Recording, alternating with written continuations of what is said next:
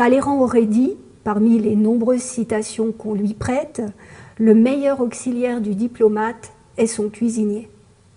Il est certain que beaucoup de diplomates aujourd'hui encore apprécient de conduire des négociations, des échanges autour d'une belle table à la française.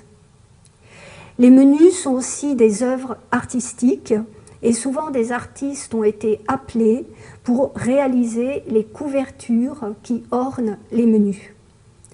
Pas une couverture ne ressemble à une autre et ce sont ces chefs-d'œuvre que nous conservons dans les collections des archives diplomatiques à la Courneuve et également à Nantes.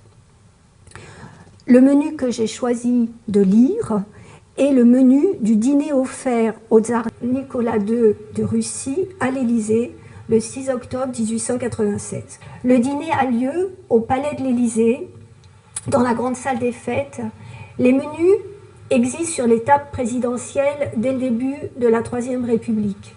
Mais c'est sous Félix Faure que les menus illustrés vont se développer, influencés par la mode russe, notamment les menus des couronnements d'Alexandre III et de Nicolas II.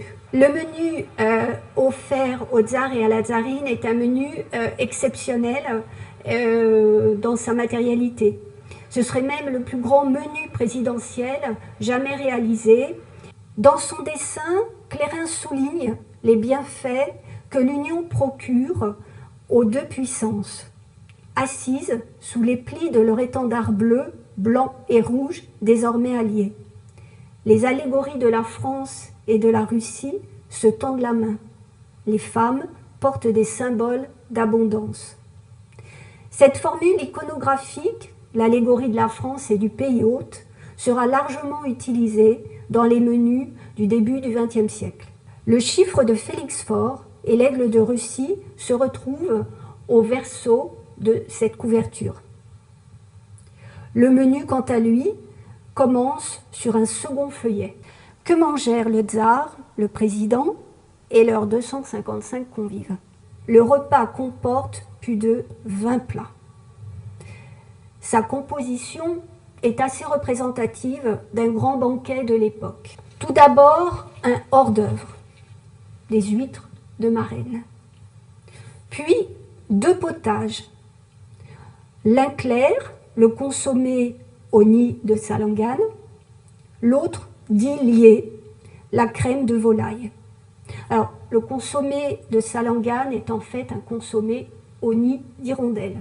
Puis, il y a ce qu'on appelait des relevés, c'est-à-dire des plats qui relèvent, qui remplacent les précédents.